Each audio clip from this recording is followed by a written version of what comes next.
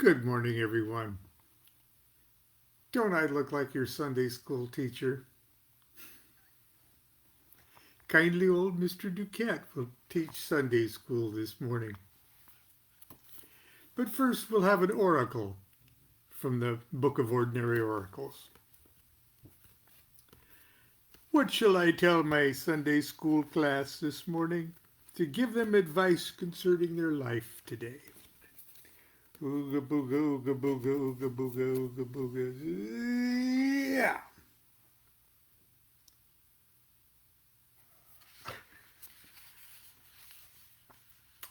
Well, it fell on this page here, which is the page of the I Ching of Milo. But it says, for God's sake, don't wish for what you really deserve. There it is.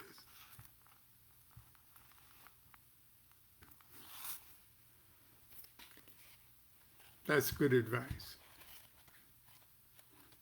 Or at least that's our advice for this morning. Well, anyway, we're moving ahead with chapter 3, which is called the Couch Potato Oracle. It's a very short chapter, so we may bleed over into chapter 4, but we'll see. We'll see what we feel like. Chapter 3, the Couch Potato Oracle.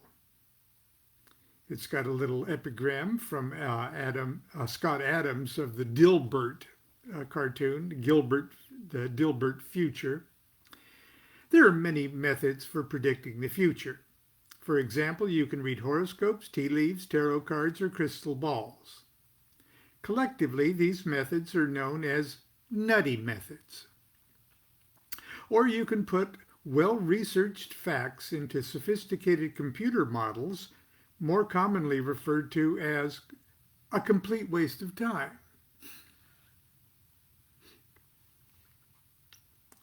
Okay, so much for Dilbert.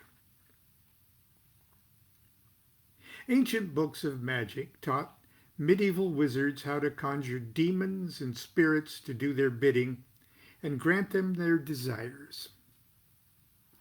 Listed prominently among the spirits' advertised talents, which included the ability to reveal events happening hundreds of miles away, was the power to entertain the magician with all manner of poetry, music, singing, dancing, comedies, and dramas.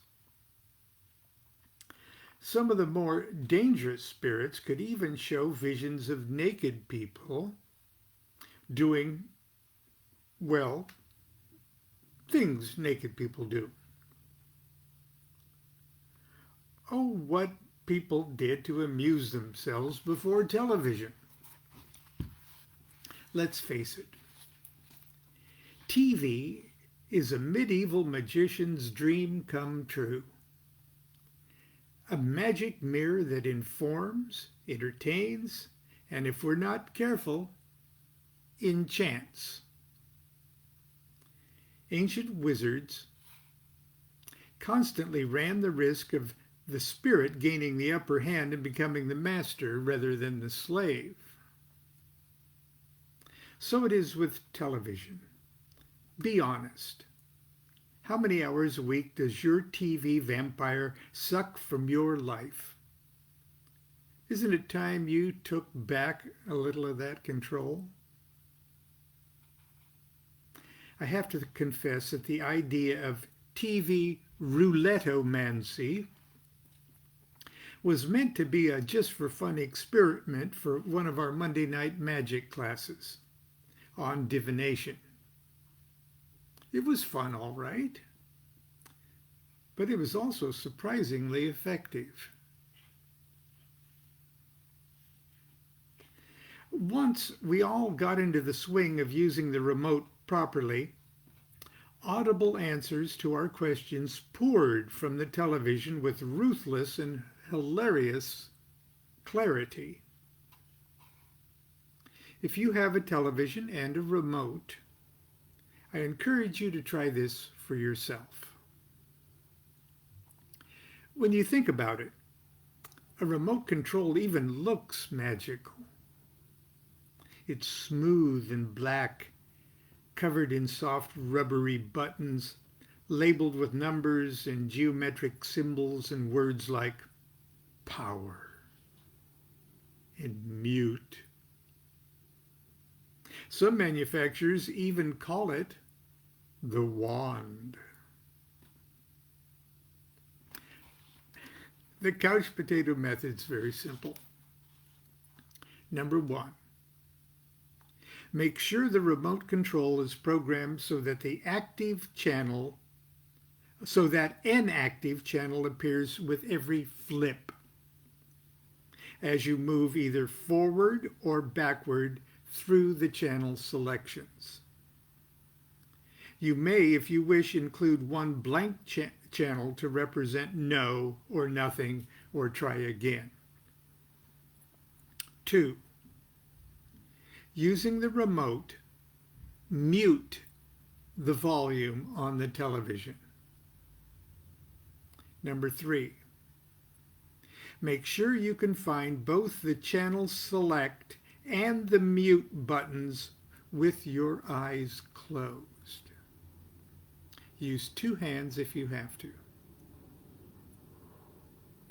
Close your eyes. Ask your question aloud. Even if you're alone, ask your question aloud because your answer will come audibly. Your brain needs you to say your question aloud. I digress. Close your eyes and ask your question aloud and start flipping. When the spirit moves you, quickly press the mute button to activate the audio. 5. Listen carefully to the first 2 or 3 seconds of sound. Then press the mute button again to turn off the sound. And consider for a moment what you heard. You'll only want to hear the tiniest bits of sound bites. While one word is often enough for your oracular answer, you may want to keep your eyes closed. Repeat the process several times and string together the words you hear. You could get really good at this. It'll blow your mind, actually, once you get the hang of it. The couch potato oracle, or TV roulette-omancy, can be downright inscrutable with its responses. Don't be too quick to dismiss the answer as invalid. Take some time to think about it. If you feel you must try it more than once, consider the subsequent answers as a continuation of the conversation. For example, my 90-year-old mother is in failing health. This morning I asked, what can I do to make my mother feel better? 3 consecutive answers from 3 different channels counseled me this. Bring something to eat. Make funny faces. It may embarrass the child, but that's okay.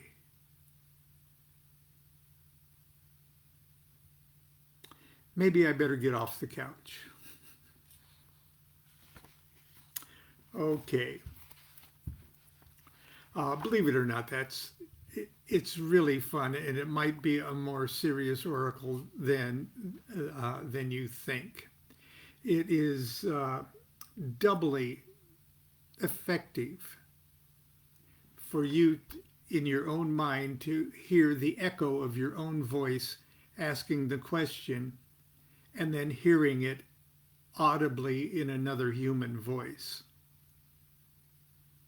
So, something I didn't mention in the book, but a blank TV screen makes a wonderful scrying mirror. After all, or a black mirror, a crystal ball, if you will, but the equivalent of a black mirror. And nowadays, so does a black telephone screen. It makes a wonderful black mirror, similar to what Dee and Kelly used. The idea is part of your brain already expects to see visions in that mirror. You're open to receiving visual clues and visual input from that device. So don't discount a blank TV screen as an oracular method. Okay, this is perhaps a key chapter of this book, the Book of Ordinary Oracles. And the chapter is chapter 4. It's called The Oracle of Coween. In a sense, many of the oracles which follow are based on the basic premise established with the Oracle of Coween. From tarot to I Ching to whatever. So it's a goofy sounding thing. Of course, the whole book is a goofy sounding thing, but it's a goofy sounding thing, but it is central to the understanding of all levels of consciousness below the level where duality begins. The Oracle of Coween. The epigram is from William Shakespeare, Merchant of Venice. I'm not bound to please thee with my answers. If you were to dig down, around, and in back of the couch pillows, I'll wager you'll find another ordinary oracle, one that is based on one of those mathematical perfections I discussed earlier. Now, I'm not talking about algebra or trigonometry. I'm talking about simple numbers. Obviously, the most profound mathematically based oracle would spring from the inscrutable number 0. Unfortunately, 0 literally gives us nothing to work with.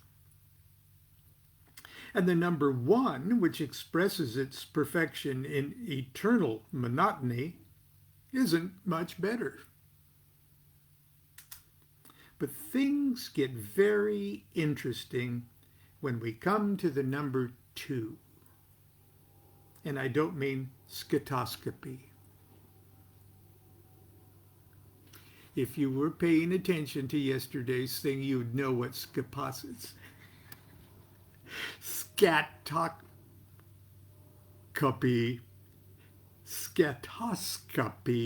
is. And it has everything to do with number 2. Okay. I'm such a naughty little Sunday school teacher. Okay. Number two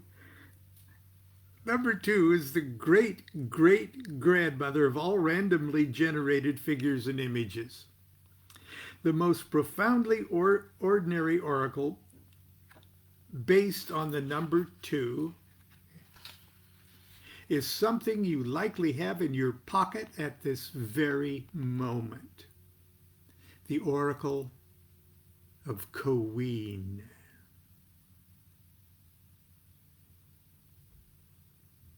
In order to illustrate Coween's remarkable oracular wisdom and abilities, I'll tell you another little story. One that's best told in parts. Part 1. Prologue. Pantheacon is a large and very well organized 4-day annual convention of pagans, neo-pagans, druids, witches, Odinites, and sundry other nature worshippers and magic users. In 2001, the lineup of speakers was impressive, and including, among myself and many others, the Venerable Z Budapest, Tarot Immortals Brian Williams, Mary Greer and Rachel Pollack, modern ritualist Sam Webster, and Michelle and Kat Sanborn. Headlining the whole event was my personal hero, Robert Anton Wilson. Every year, for about 4 years straight, Bob Wilson and I were assigned the same room. We shared the hotel room. So we got to see each other every year. We were roommates every year at PantheaCon. And it was very easy to be a roommate with Bob because he lived just 30 miles away from PantheaCon, and he didn't actually spend the night there. He sort of used our room as a green room. So we just gathered there and got ready for our presentations and chatted and talked. As a matter of fact, I read him the entire manuscript of the Chicken Kabbalah one year. It was like a captive audience. I had a captive audience of Robert Anton Wilson.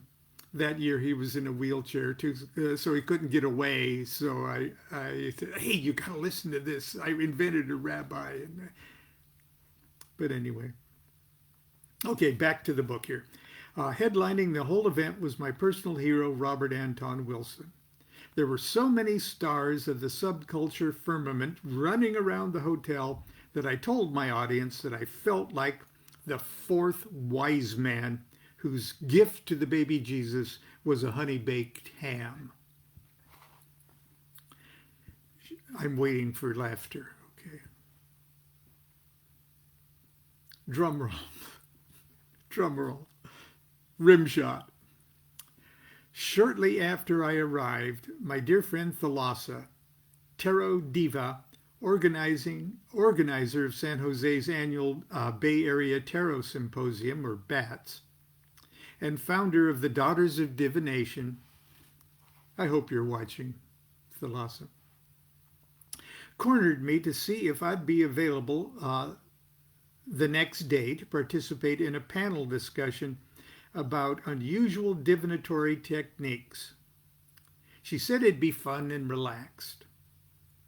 I thought for a moment and then said, sure.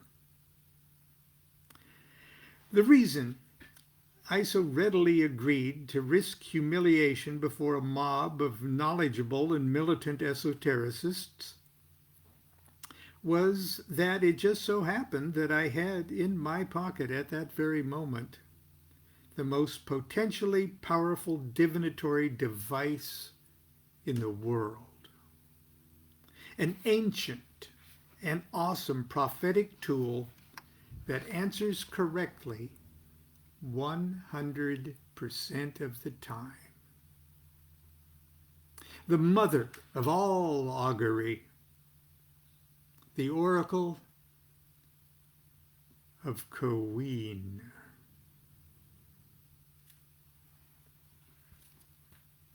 Theory, part 2, theory. I've heard it said that the opposite of a truth is a falsehood, but that the opposite of a great truth is another great truth.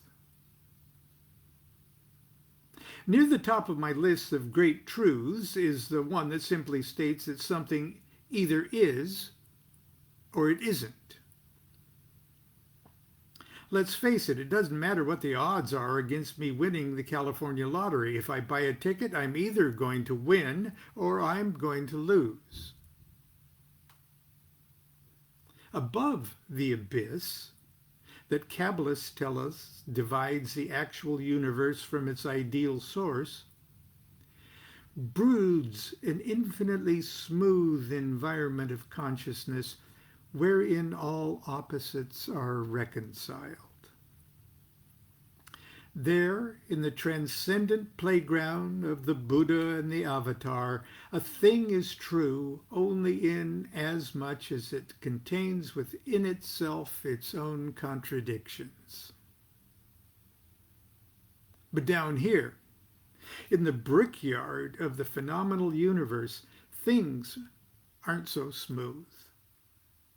As a matter of fact, the whole shebang appears to be held together by the vibration caused by two very big bumps in the road. Bumps that cause every element of mind and matter to be splashed against a canvas of polarity. On, off, light, dark, you, I, up, down, in, out, right, left, front, back, high, low, yes, no.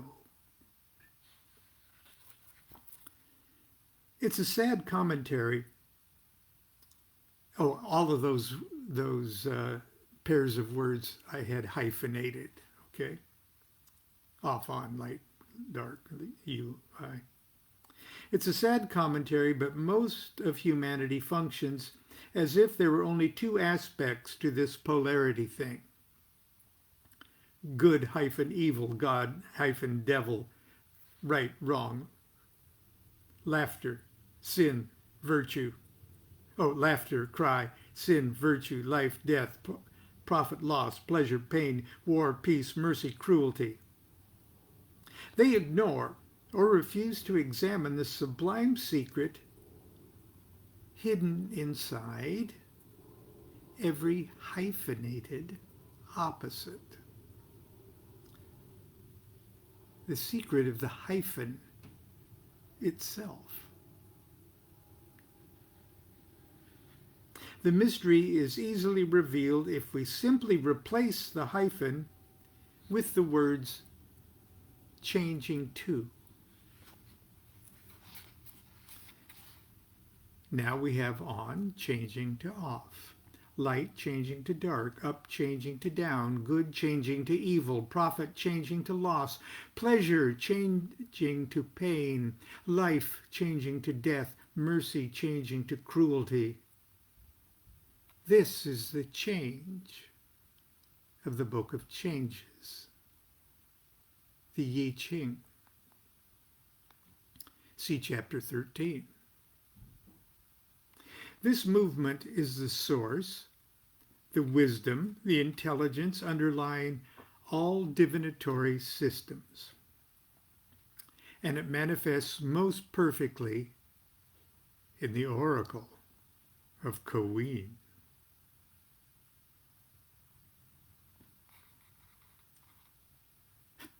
The ceremony for consulting the oracle of Koween is simplicity itself. After doing whatever you need to do to put yourself in a quiet and focused state of mind, compose your question and compose it in such a way that it can be answered with a yes or a no.